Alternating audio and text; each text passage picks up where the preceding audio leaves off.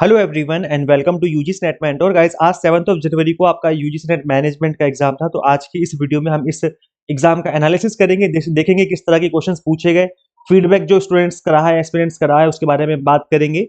Plus हम discuss करेंगे कि आपकी एक्सपेक्टेड कट ऑफ कितनी रह सकती है। तो गाइस चलिए कंटिन्यू करते हैं और डिस्कस करते हैं इस बारे में। गाइस मैंने अभी जस्ट थोड़ी देर पहले ही एक पोल क्रिएट किया है आप सभी के लिए, तो आप इस पोल में पार्टिसिपेट करके बता सकते हैं कि पेपर जो टफनेस लेवल है उसका कैसा था। तो ये पोल कैसे मिलेगा, कहाँ पे मिलेगा, इससे हमें और एक्यूरेटली पता चल पाएगा, सभी लोग इसमें पार्टिसिपेट कर पाएंगे। तो आपको करना क्या है, चैनल पे विजिट करना। चैनल में आने के बाद आप देखेंगे और पोस्ट वाले सेक्शन में यहाँ पर बहुत से टैब होते हैं ना, पोस्ट वाले टैब में आना है आपको। और जैसे आप पोस्ट वाले टैब में आएंगे आपको नीचे की तरफ दिख जाएगा यहीं पर यूजीसी नेट मैनेजमेंट का जो एग्जाम था उसके बारे में हमने पोल क्रिएट किया है। तो आप प्लीज इसमें पार्टिसिपेट करिए। जितने ज्यादा कैंडिडेट्स पार्टिसिपेट करेंगे हमें एग्जैक्टली पता चल पाएगा कि क्या रह सकती है चीजें। तो ये है, बाकी चलो आगे कंटिन्यू करते हैं। तो गाइस देखिए, जो पेपर का लेवल था और किस तरीके के क्वेश्चन थे उसके ऊपर बात कर लेते हैं। तो गाइस देखो, 2 आरसी पूछे गए थे। अब ऐसा होता है कि पेपर 2 में भी आपके 2 आरसी पूछे जाते हैं। तो आरसी जो पूछे गए थे, रीडिंग कॉम्प्रिहेंशन, दोनों ही थियोरेटिकल थे, न्यूमेरिकल नहीं पूछा गया था। एक इजी था और एक मॉडरेट टू टफ था। मतलब एक जो था वो मॉडरेट से टफ लेवल का था और एक था इजी टू मॉडरेट। मतलब एक का जो है आंसर मिल गए थे आराम से और एक में जो है आंसर थोड़ा सा लेंदी लग रहा था और आंसर निकालने में थोड़ा प्रॉब्लम हो रही थी स्टूडेंट्स को। ये फीडबैक निकल के आया है। फ्यू क्वेश्चंस बने हैं न्यूमेरिकल, मतलब न्यूमेरिकल के ऊपर ज्यादा क्वेश्चन नहीं बने हैं, पिछली बार के कंपैरिजन में कम ही क्वेश्चन पूछे गए न्यूमेरिकल। इसके अलावा गाइस अगर हम बात करें तो सीक्वेंस बेस्ड काफी ज्यादा क्वेश्चन पूछे गए हैं, क्रोनोलॉजी बेस्ड क्वेश्चन पूछे गए हैं। मैंने कल ही एक वीडियो बनाई थी, आप सभी को एक इंपॉर्टेंट मैसेज दिया था सभी मैनेजमेंट कैंडिडेट्स को कि क्रोनोलॉजी पे क्वेश्चन बनेंगे, स्टेटमेंट बेस्ड क्वेश्चन बनेंगे जो टाइम टेकिंग लगेंगे, आपको आपका ज्यादा टाइम खाएंगे। तो ऐसे में क्या करना होगा, उसको जल्दी से आंसर करके आगे बढ़ना होगा, किसी स्पेसिफिक सिंगल क्वेश्चन पे ज्यादा टाइम नहीं देना है। तो ये सब मैंने आपको कल समझा दिया था पहले ही, मुझे पता था कि चीजें होने वाली हैं और मैनेजमेंट में ऐसा ही होता है कि थोड़ा सा थियोरटिकली क्वेश्चन बनते हैं, इस वजह से थोड़ा लेंथी पेपर बन जाता है। असर्शन रीजन बेस्ड क्वेश्चन बने हैं, स्टेटमेंट बेस्ड क्वेश्चन भी पूछे गए हैं। एप्लीकेशन पे ज्यादा फोकस किया गया है, टॉपिक की एप्लीकेशन आपको पता होनी चाहिए। मतलब आपको कॉन्सेप्ट क्लैरिटी की जरूरत है। अगर कॉन्सेप्ट क्लियर नहीं है तो फिर आप आंसर नहीं कर पाएंगे। तो जो फैक्ट बेस्ड क्वेश्चन है वो कम पूछे गए हैं। फैक्ट बेस्ड मतलब ऐसा कि लाइक कोई जो लाइक आपकी डिविडेंड थ्योरी है वो किसने बनाई, इस तरह के क्वेश्चन नहीं बने। मतलब फैक्ट बेस्ड क्वेश्चन नहीं बने। जैसे डब्ल्यूटीओ का वो जो ऑर्गेनाइजेशन है वो कहाँ पर स्टेब्लिश्ड है, हेडक्वार्टर कहाँ पे है, तो ये फैक्ट बेस्ड क्वेश्चन होते हैं। इस तरह के क्वेश्चन बहुत कम बने, एक दो या दो चार क्वेश्चन ही पूछे गए हैं। बाकी ज्यादातर जो क्वेश्चन है वो एप्लीकेशन बेस्ड बने हैं। मतलब आपको पता होना चाहिए, टॉपिक की नॉलेज होनी चाहिए, तभी आप सीक्वेंस में लगा पाएंगे, तभी आप स्टेप्स में लगा पाएंगे। इस तरह की जो चीजें हैं वो आपके एग्जाम में पूछी गई हैं। तो जब भी क्वेश्चन पेपर आपका फैक्ट बेस्ड ना हो एप्लीकेशन बेस्ड होता है तो उस केस में पेपर का जो लेवल होता है वो मॉडरेट टू टफ की तरफ चला जाता है। तो पेपर का जो बनाने का, सेट करने का जो तरीका है एग्जामिनर का, वो एप्लीकेशन के जैसा ही था कि आपको टॉपिक का एप्लीकेशन पता होनी चाहिए, उसके बारे में आपको नॉलेज होनी जरूरी है। अगर कॉन्सेप्ट क्लियर नहीं है तो आंसर करना मुश्किल होगा। अगर हम बात करें ओवरऑल पेपर, तो इजी टू मॉडरेट तो नहीं था। इजी तो नहीं था, ऐसा मैंने आप सभी को स्टार्टिंग में जो फीडबैक दिया था, अभी की एक शॉर्ट वीडियो बनाई थी, उसमें कुछ कैंडिडेट्स बोले थे कि सर इजी टू मॉडरेट है। बट जब मैंने और काफी सारे एस्पिरेंट्स से पूछा जो हमारे पेड बैच के कैंडिडेट्स भी हैं, उनका भी यही फीडबैक निकल के आ रहा है कि सर पेपर जो है वो इजी तो बिल्कुल नहीं था। कुछ लोगों को मॉडरेट लगा है कि हाँ भाई ठीक है, हमारे हमसे क्वेश्चन बन गए, लेकिन बहुत टाइम टेकिंग प्रोसेस था। लेकिन कुछ का कहना है कि मॉडरेट से टफ की तरफ पेपर है।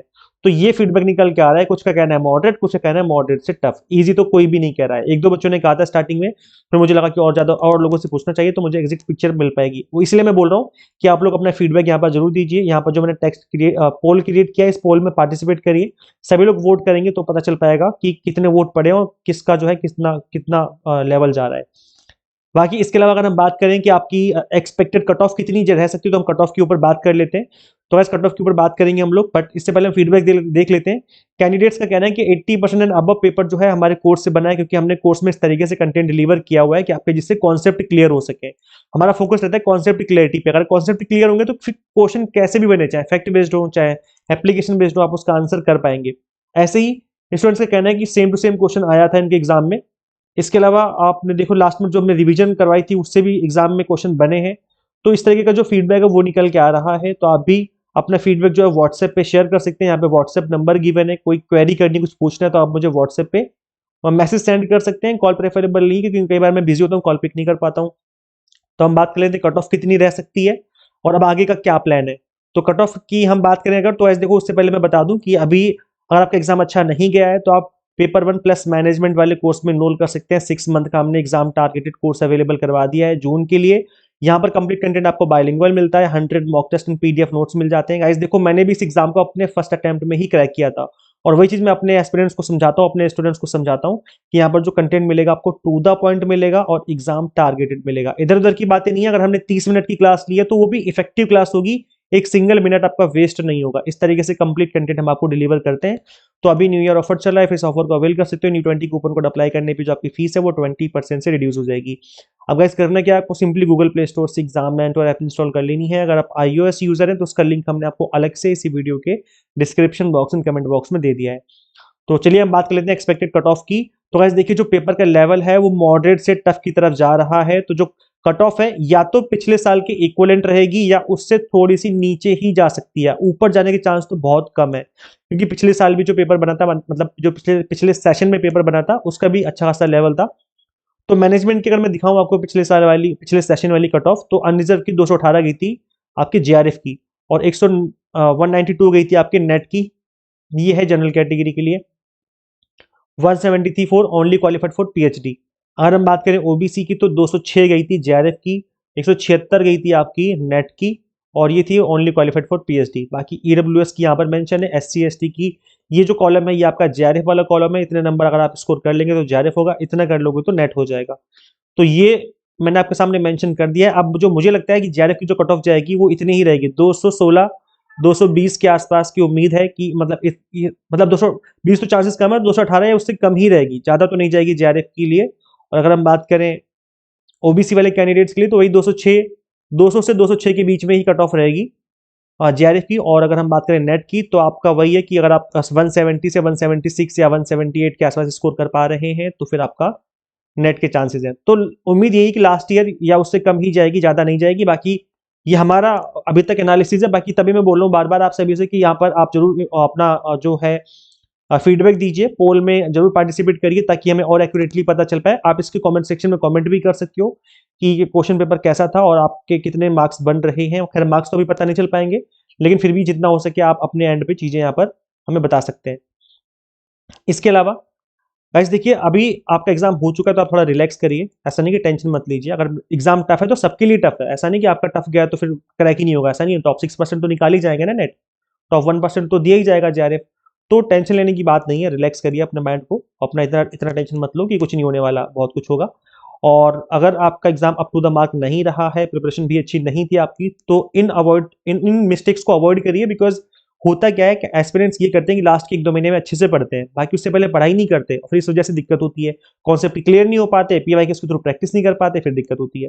तो इन मिस्टेक से सीखिए, लर्न करिए, चीजों को सीखिए कि हमने क्या गलती करी, क्या नहीं करना चाहिए, और एक प्रॉपर प्लान बनाइए जून एग्जाम के लिए, और उसको फॉलो करना है।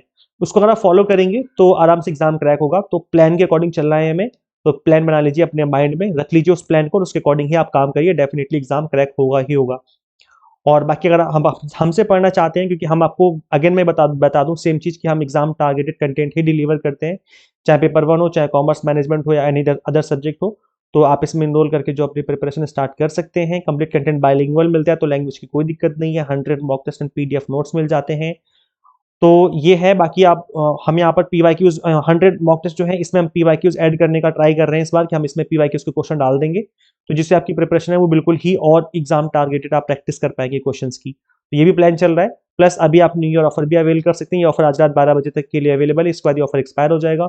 तो New20 कूपन कोड लगाने पे आपकी 20% से फीस भी रिड्यूस हो रही है। ये ऑफर साल में एक बार ही आता है, अदरवाइज 10% के आसपास से डिस्काउंट चलता है, बट आप इस ओकेजन पे 20% डिस्काउंट अवेल कर सकते हैं। अगर मैं बता दूं करना क्या होगा, आपको सिंपली गूगल प्ले स्टोर से एग्जाम मेंटर ऐप इंस्टॉल कर लेनी है। अगर आप iOS यूजर हैं तो उसका लिंक हमने आपको अलग से इसी वीडियो के description box and comment box में दे दिया है। तो share this video with all aspirants and subscribe for UGC NET update and assistant professor job related updates. Guys इस वीडियो में इतना ही, मिलते हैं हम लोग फिर नेक्स्ट वीडियो में। Till then keep watching UGC NET mentor. Thank you.